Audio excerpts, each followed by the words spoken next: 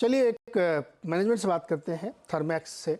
और कंपनी ने जो है अपने चौथी तिमाही की जो नतीजे पेश किए वो बहुत ही बढ़िया नतीजे हैं। 22% मुनाफा बढ़ा है, साथ ही 20% आमदनी भी देखने को मिली है बढ़त के साथ, और एबिटा 37% बढ़कर 273 करोड़ के पार चला गया है।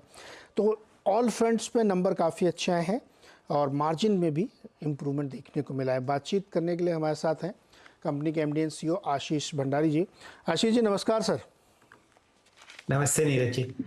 आशीष जी, पहले तो नंबर से पहले मुझे एक इस समय का जो बिग इन्वायरमेंट है कंट्री का, इकनॉमी का, उस पर बताइए क्या आप लोगों की राय क्या बनती है? बोर्ड रूम में आप लोग सुबह चाय पीते समय क्या डिस्कस करते हैं?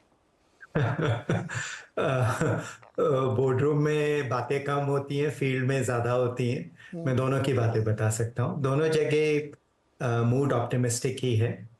जो छोटे मोटे इलेक्शंस वगैरह के लिए टेम्परेरी ऊपर नीचे है वो चलते रहेंगे, बट जो लॉन्ग टर्म ट्रेंड है पॉजिटिव ही है। बहुत सारे इंडस्ट्रीज जहाँ से भी मैं बात करता हूँ, पिछले 2 महीने में हम रोड शो टाइप कर रहे थे जहाँ मैंने 1,000 से ज़्यादा हमारे कस्टमर्स करीब इंडिया के 8 सिटीज़ में आए थे थर्मैक्स के इन रोड शोज में। जहाँ से भी बात की है जनरल मूड पॉजिटिव ही है। ज़्यादातर लोग इन्वेस्टमेंट करना चाहते हैं, कैपेसिटी बढ़ाना चाहते हैं, नए बिजनेसेस में एंटर करना चाहते हैं। काफ़ी जगहों में रिस्क भी है, स्पेशली ये जो नई एनर्जी और ग्रीन एनर्जी वाली एरियाज हैं, वहाँ पे काफ़ी टेक्नोलॉजी के ओपन प्रश्न हैं अभी भी, जिनमें रिस्क भी आता है, पर उस रिस्क के साथ अवॉर्ड भी पॉसिबल है। तो ओवरऑल पॉजिटिव ही मोमेंटम है एंड पॉजिटिव ही मूड है। ओके सर, इससे पहले कि मैं आपके डिटेल में थोड़ा नंबर्स में समझे या प्रोस्पेक्ट, एक छोटा जी सवाल और। जी। पिछले कुछ दिनों से हम लोग देख रहे हैं बहुत तरह तरह की बातें चलती हैं और मार्केट बहुत जिटरी हो गया है इस समय, बड़ा रिएक्ट वैसा ही कर रहा है। क्या आपके जो क्लाइंट हैं जिनके भी आप बात कर रहे थे 1500, उनके अंदर भी कोई आशंका चिंता है? अ, मेरे ख्याल से देखिए, पहली बात, मैं पर्सनली और हमारी कंपनी की लीडरशिप भी डे टू डे हमारा स्टॉक प्राइस देखती भी नहीं है। प्राइस नहीं, जो हम हर दिन बिजनेस कंट्रोल नहीं कर एनवायरनमेंट सर। सकते उस पे टाइम, हाँ, बट जो ओवरऑल एनवायरनमेंट है पॉजिटिव ही है। एक तो सेक्टर्स हैं जहाँ पे स्टील जैसे, शुगर जैसे, एग्रोफ्यूल्स, वहाँ पर काफ़ी कस्टमर्स ने अपने डिसीजंस होल्ड पे रखे हैं, थोड़ा इलेक्शन की वजह से, थोड़ा बारिश वगैरह, प्रोडक्शन कैसा है उस हिसाब से। तो थोड़ा सा स्लो डाउन पिछले 1 डेढ़ महीने में डेफिनेटली है कि इलेक्शंस का क्या नतीजा आता है उस बेसिस पे। पर जिससे भी बात की है वो सब कह रहे हैं बस 1-2 महीने का ठहराव है, उसके बाद वापस एक्शन का टाइम। Okay sir, perfect. ये बहुत ज़रूरी था समझने के लिए, क्योंकि आजकल लोग थोड़ा बिग पिक्चर जरूर समझना चाहते हैं। अब सर नंबर्स पे बात करते हैं आपकी। जी अलग अलग सेगमेंट्स हमने देखा बहुत अच्छा है। केमिकल वाला थोड़ा सा नरम है, और वो मुझे बताइएगा क्यों है ऐसा। और जो आपने ग्रीन एनर्जी वाले में कहा कि टेक्नोलॉजी डिसरप्शंस या अभी क्लैरिटी नहीं कि किस तरह की चीज़ें हों, उसमें आगे का आउटलुक कैसा दिख रहा है? हाँ, तो पहले केमिकल्स लेता हूँ। केमिकल्स आप देखेंगे प्रॉफिटेबिलिटी अच्छी रही है, 18% से ऊपर है। ग्रोथ जैसे हमने कमिट किया था वो नहीं हो पाया है। 2 कारण है उसके। एक, जो हमारे थोड़ी स्ट्रैटेजी वगैरह वाले एक्शंस थे डिमांड इंक्रीज करने के, वो थोड़ी स्लो हैं, पर ये आने वाले साल में मुझे बहुत बुलिशनेस है केमिकल बिजनेस को लेके। दूसरा, एक हमारा केमिकल्स बिजनेस एक्सपोर्ट भी काफी करता है, और ये जो लॉजिस्टिक्स के इश्यूज हुए हैं उसकी वजह से हमारा काफी सामान पानी पर था, और जिसको कि हम रेवेन्यू में कन्वर्ट नहीं कर पाए। तो ये 2 रीजंस हैं केमिकल बिजनेस के लिए। न्यू एनर्जी में 2 हिस्से हैं। एक है जहाँ पे बिजनेस ग्रो कर रहा है, जो कि हमारा बायोमास से जिससे हम स्टीम बनाते हैं वो बिजनेस, और जो रिन्यूएबल पावर वाला बिजनेस है, सोलर विंड हाइब्रिड वाला वो बिजनेस। ये दोनों बिजनेस कंटिन्यू स्टेबल बिजनेस हैं, कंटिन्यू टू ग्रो, और इनमें काफी इन्वेस्टमेंट भी जा रहा है। इसके अलावा एरियाज हैं जो कि हाइड्रोजन को लेकर हैं जैसे, और फ्यूल सेल्स को लेके, बाकी एक बायोफ्यूल्स वाला भी एरिया है। इन एरियाज में टेक्नोलॉजी पे अभी थोड़ा क्लैरिटी नहीं है और डिमांड पे भी थोड़ी कम क्लैरिटी है। पर अगले 3-4 साल में यहीं पे बहुत काम करना है, क्योंकि ये जो एरियाज हैं अगले 20-30 साल वाले ग्रोथ एरियाज हैं। ओके आशीष जी, क्या एनर्जी में अभी भी कन्वेंशनल सेगमेंट में ज़्यादा लोग फोकस कर रहे हैं, ज़्यादा ड्राइव वहाँ पे चल रहा है, क्योंकि लोगों को लगता है कि रात में बिजली स्टोर नहीं की जा सकती तो फिर घूम फिर के वहीं चले गए? देखिए, अभी इंडिया ऐसी की ग्रोथ में ऐसा चल रहा है कि हर पोर्शन पे हमें पावर चाहिए। मुझे इंडिया वापस आए करीब 11-12 साल हो गए हैं अब, और इन 12 सालों में पिछले 1 साल में ये डिस्कशन कि ओवरऑल इंडिया में पावर शॉर्टेज हो सकती है अगले 3-4 सालों में, क्योंकि हमारी जो कैपेसिटी एडिशन है वो अभी हमें काफ़ी करनी पड़ेगी। इसीलिए गवर्नमेंट है, कोल पावर प्लांट्स भी देख रहा है और रिन्यूएबल्स पे भी फोकस है।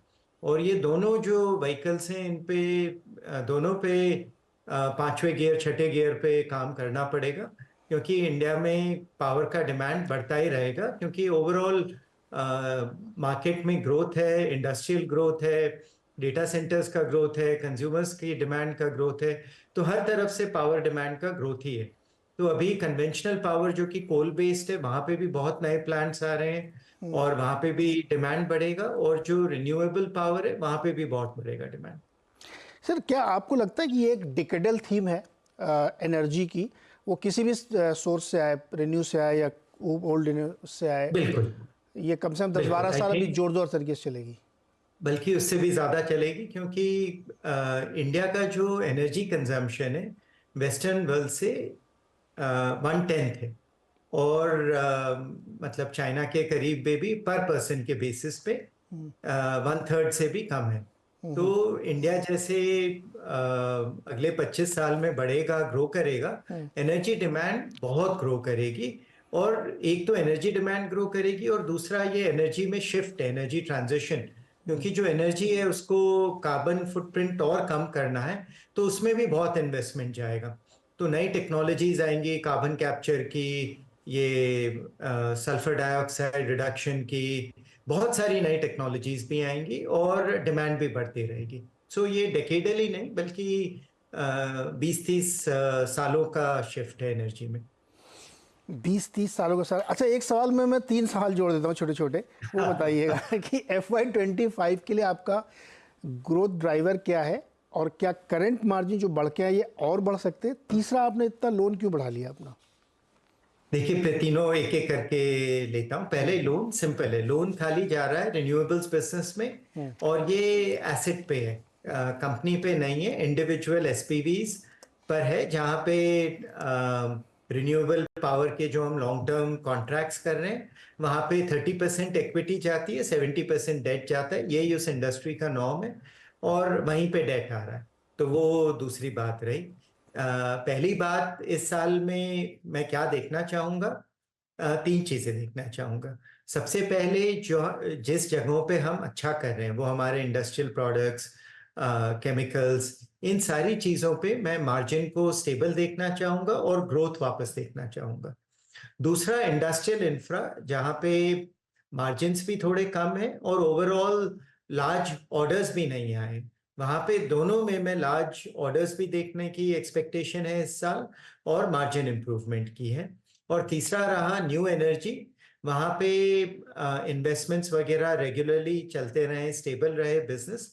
यहाँ पे मैं नई एनर्जी पे जो हमारे थोड़े टेक्नोलॉजी डिसीजंस हैं उन पे क्लैरिटी और इन्वेस्टमेंट, ये मेरे 3 बिग एक्सपेक्टेशन है इस साल के लिए। इसका नेट क्या रहेगा, मतलब जो आप पूछ रहे हैं क्या मार्जिन्स थोड़े और इम्प्रूव हो सकते हैं, हल्के से और इम्प्रूव हो सकते हैं, पर मार्जिन से ज्यादा मेरा फोकस इस साल हमारा पूरा ही कि जिन जिन एरियाज में हमें इन्वेस्ट करना है वो इन्वेस्टमेंट होना चाहिए। तो इस साल करीब 70-80 करोड़ हमने साइड में रखे हुए हैं कि नई, ये जो कुछ कुछ नए इंटरेस्टिंग एरियाज है वहां पे हमें इन्वेस्टमेंट भी करना पड़े at the cost of bottom line, वो हम करेंगे, क्योंकि ये इन एरियाज में इन्वेस्टमेंट जरूरी है। बड़ी इंपॉर्टेंट बात कही आशीष जी ने आपने, क्योंकि आप मतलब एक मैनेजमेंट को अगर बड़ी ग्रोथ दिख रही है तो थोड़े समय के लिए बॉटम लाइन से पैसा निकाल के उधर डाला जा सकता है, और आपने एक अच्छा इंसाइट दिया कि एनर्जी सेक्टर 10-20 साल की थीम है।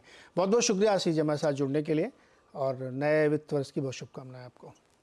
नमस्ते, आपको भी, आपके दर्शकों को भी। थैंक यू जी, तो ये थी थर्मेक्स के मैनेजमेंट से बातचीत, जिसमें बहुत सारी इंटरेस्टिंग बातें उन्होंने करी हैं। इसको बहुत ध्यान से सुनना और समझना चाहिए। लगातार इस बात को मैं हाईलाइट करता रहता हूँ कि पावर एक ऐसी सेक्टर, एक ऐसी थीम है जो अगले 10, 20, 30 साल चलेगी इंडिया में। सर्वेन जी, थर्मेक्स कैसा लगता है आपको? नीरज जी, बहुत अच्छा स्टॉक है, इसमें कोई डाउट नहीं है। लेकिन मैं भी बहुत अच्छा, ये आज एक केस स्टडी निकली है। देखिए, ये स्टॉक बहुत अच्छा है, मान लिया, और बहुत अच्छे आगे रिवॉर्ड भी देगा। लेकिन ये मान के मैं अपने जब टेक्निकल स्टडी जब लोगों को पढ़ाता हूँ तो यही बताता हूँ, इसमें खाली 40,000 शेयर होल्डर हैं इस स्टॉक में, और उसमें से खाली म्यूचुअल फंड और रिटेल मिला ले तो 20%, यानी 8,000 लोग ही इसमें पैसा कमा। कितनी भी आपकी तमन्ना रहे थर्मैक्स में पैसा कमाने की, और इस चैनल को करोड़ों लोग देखते हैं, लेकिन खाली 8,000 लोग थर्मैक्स में पैसा कमा पाएंगे इंडिया में, क्योंकि बाकी तो एफआईआई और प्रोमोटर के पास स्टेक है। तो तमन्नाएं बहुत होती है पैसा कमाने की, लेकिन ये सारे स्टॉक जो हैं, इनको आप टेक्निकली बहुत ज्यादा ट्रेड नहीं कर सकते, क्योंकि जब कम से कम ट्रेड होता है तो 30-1,000 शेयर ट्रेड होते हैं इसके, 30-40,000 शेयर, और कभी 1 लाख 2 लाख भी हो जाते हैं। बट जब जब लिक्विडिटी जाती है तो ये 30,000 शेयर भी नहीं ट्रेड हो पाता है। क्यों? क्योंकि शेयर होल्डिंग बहुत ही ज्यादा कम लोगों के पास है। तो इसमें सेफ्टी तो डेफिनेटली, अगर जब तक कंपनी अच्छे से करती रहेगी तो बहुत सेफ हैंड्स में है और चलते रहेगा, लेकिन आपको मिलेगा नहीं ना। 8,000 लोग ही हैं रिटेल में जिनके पास ये माल है।